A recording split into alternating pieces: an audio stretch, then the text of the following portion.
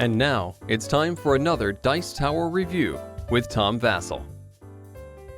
You know, it's interesting. Forum Trajanum came out the same year as Carpe Diem, both games that are Roman in theming, both by Stefan Feld. Carpe Diem looks horrific. I have not played it, but it looks boring and bad. So when I saw the cover and the board for Forum Trajanum, I was glad because this one looked nicer. I let Z play the boring looking one. He said it's a great game. I haven't played it yet. I played Forum Trajanum, which looks cooler. And, you know, it's a typical Feldian game where he has various ways to get points. What did I think of this one, though? Is it as good as that board made me think? Let's find out.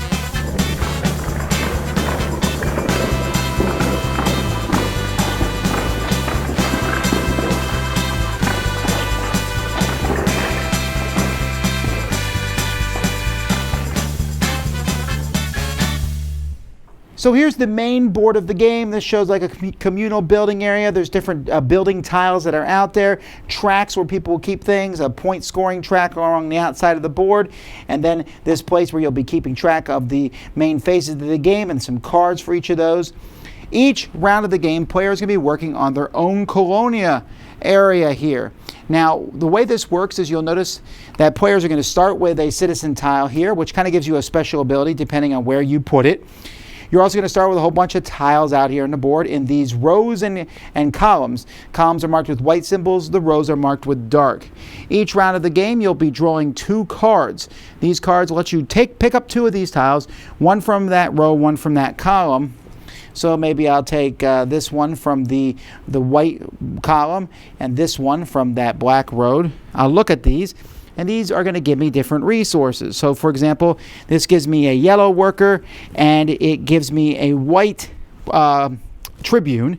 And this one gives me a brown assistant and lets me slide over this bar here at the top.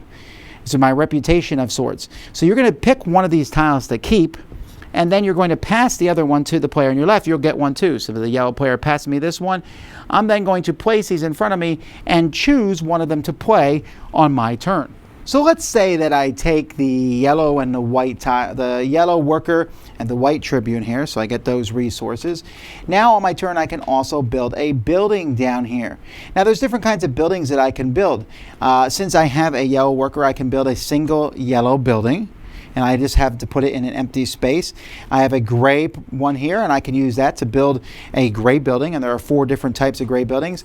I could also build a double building. I don't have 2 yellows, so I can't build a double yellow, but I do have a yellow and a gray, and so I could build this building in this spot here.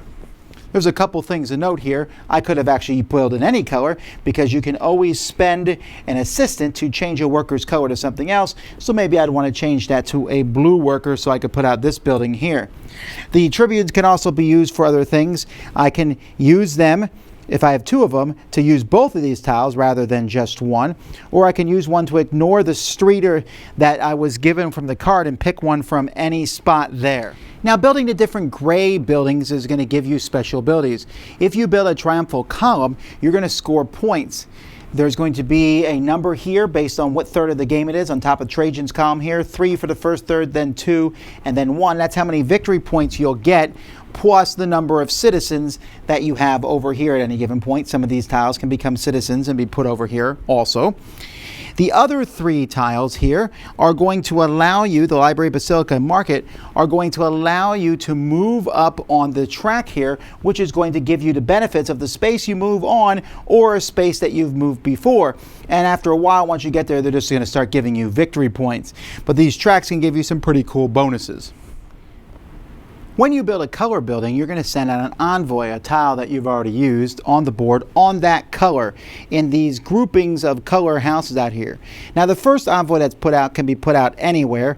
That's free. After that, if I want to put out an envoy in a yellow area, I have to put it in one that's not full yet. So maybe I put one there, and maybe the yellow player will put one here. Now that that yellow area is full, we can start building in other yellow areas when yellow buildings have been built.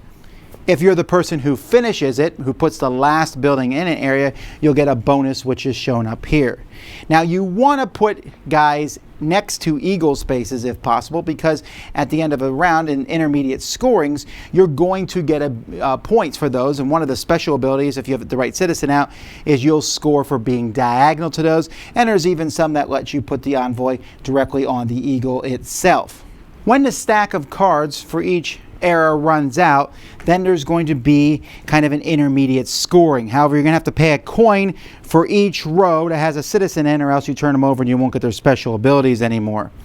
Then you're going to look at if you have a colored construction crane showing. There's one in each corner. If you've pulled the tile off it, then those buildings will score for you. You'll get 3 victory points for each one. So this one here, there are 2 of the green structures. In the yellow one, I have 1 of those. So that's going to be 9 victory points. Then I turn those over to show that they've been used. Then you score for the gray buildings, and you're going to look in each row that you have gray buildings, and for the number of different buildings times 1, 2, or 3 points, depending on if you have no 1 or 2 citizens in that spot, you'll multiply those and get those points. And then you're also going to get forum scoring. I already mentioned that if you're next to those eagle squares. And then the largest connected area that you have on this board up here is going to give you points based on where your prestige track marker is and how big that area is. There's also going to be a card that has special conditions, and if you accomplish these conditions, you'll get points to where this Trajan head is. There is something in the game that will let you flip this over, which will move that head and will also make the areas that you score get more points. And there's going to be different cards that are mentioned in the rule books that are going to show up in different games, giving you various points. At the end of the 3rd cycle, after 12 rounds of cards, whoever has the most victory points is the winner. The board itself is really neat. I like how when you look at the board, you see all the different people moving around in the forums, and you have these different tiles and figures, but the board itself is probably the highlight. This is not. This is boring as all get out. Yay, a bunch of yellow and blue and green and red spots next to each other. The symbols are different, so you can tell them apart through colors, although you really can't tell apart the workers, but hey, they're kind of cool meeples. Your board itself just looks like a mass of color and symbology, and you have to figure out what all these symbols mean, changing stuff, and what the special abilities are. It's not too horrible. There is also this cool Trajan pyramid here, and then a really cool start player marker and such. The game isn't bad on how it looks. It certainly looks a lot better than other games like this. At the same time, it's not like blowing my mind. The best part is the art on the board. Now, I don't dislike all Stefan Feld games, but at the same time, just not a fan of this one at all. Forum Trajanum just, there's several things I didn't like about it, but when it came down to the end, I wasn't invested in anything I was doing. So the whole main focal point of the game, I didn't like. And that's where you draw those 2 cards and you pick something from that row or column. Okay, cool. What am I picking and why? Okay, so I can pick those. I have 4 face-up tiles in the corners. I can pick those, which means that those color buildings will score. Okay, or I can pick spots on the board to open them up to build buildings in. Other than that, though, I don't know what's on the other side. So I'm just picking random stuff. So I pick, that's not the colors I wanted. That's not the stuff I wanted. Well, let's hope this person passes me one. I thought that whole thing was just very unfulfilling for me. Draw 2 tiles. Okay, they're kind of cool. Now pass one to you and get something from you. And then I got one for you and I got my own, and now I can only use one of them. Unless I have the 2 tribunes, and I could use both of them. And that was bleh to me. It wasn't that interesting. I get some stuff, get some coins. Money is super tight in this game. Then build a building. That's a little more interesting, especially the different buildings that let you move on the tracks. I like that idea. But then the colored building where you had to put it, it's so rulesy it drives me nuts. It's like you must put it in a colored area. If someone started one, you have to put it in the same area. Why? Because rules. Okay, fine. So I put it in this area, and I'm trying to put them on this board to make sure they're next to the eagle spots and also have a big group of colored things. Someone can, I could start building the colored thing in a group, and someone could break it up with theirs. Wow, that was so boring, that part of the game, too. That whole middle section, who cares? And then I'm also trying to meet the requirements of those cards on the outside. So I didn't dislike everything. I liked the moving on the different tracks. I liked collecting it. I liked that some of the workers let you change colors and things. But at the end of the day, the main focal points of this game were taking those 2 tiles, keeping one, passing it, using them or not, then building a building and getting some special things. But nothing got me excited. There was no special ability. I was like, woohoo! I mean, some special abilities seem better than others, like the one that lets you get points for being diagonally next to those eagles seems pretty powerful. I'm not smart enough at the game to tell you if they are better or not. But they just, nothing in this game. And then, of course, they have the whole feed your people, pay a coin for each worker. The whole time I was like, when is this over?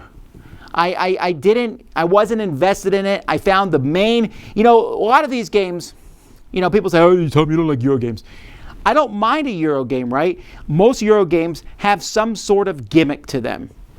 But that gimmick has to be what draws me in. If there's no theme, and there's definitely no theme here, like no theme. If there's no theme, that's fine, but I need to like the gimmick of this game. And this gimmick where you draw 2 tiles, which sounded cooler than it was, in my opinion, and then keep one and pass one, and then take one, and then maybe use one of them. I didn't really like that. And then the other gimmick, which is put stuff out in the middle and try to form groups and stuff. I played many games that gave me more enjoyableness than that. I think some people are going to like this, for sure. I think no one's going to talk about it in a year, for sure. It's just not my style of game. Stefan Feld makes a lot of cool games. This one just didn't do it for me at all. Sorry. Dice Tower Judgment, I was bored.